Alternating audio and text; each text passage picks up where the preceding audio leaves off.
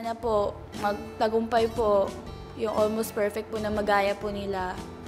Gusto ko po talaga makatulong sa grupo ko po. So talagang, sana po. Bibigyan kita ng oras para makapag-isip ng mga dance moves or dance steps mo. At gagawin mo ito sa task room. Sa task room, agad pinaghandaan ni Sheena ang kanyang special task. Okay. Let's do this. Ladies, if you feel me, put your hands up in the air tonight, tonight, tonight, tonight. Si Sheena abala pa rin sa pagbuo ng sayaw. Samantala, ang housemates.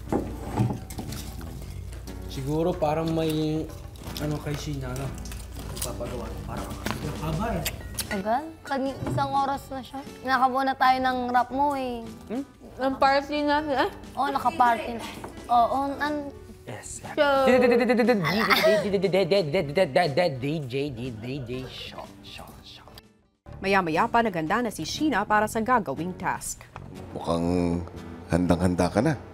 Yes naman po. Sana po, magtagumpay po yung almost perfect po na magaya po nila. Gusto ko po talaga makatulong sa grupo ko po. So talagang, sana po. Kumusta yung suot mo? Komportable ka naman? Opo, okay po. May pa-spark po siya. Tapos talagang, pwede rin po talagang pangsayaw siya. So mas mafe-feel, dagdag yun na sa emotion, tapos sa impact po. Hangad ko rin ay sana maging matagumpay ka. Ipinatawag ni Kuya ang iba pang mga housemates para i-anunsyo ang gagawing task. Kumusta kayo, housemates? Okay na! Gusto niyo bang maglaro? Nami-miss niyo na ba yung arcade games?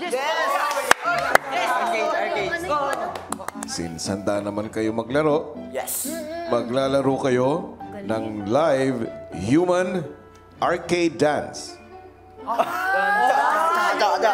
Laban lang. Yan ay tinatawag kong sinayaw, sumunod ka sa akin. Sinayaw? gagayahin.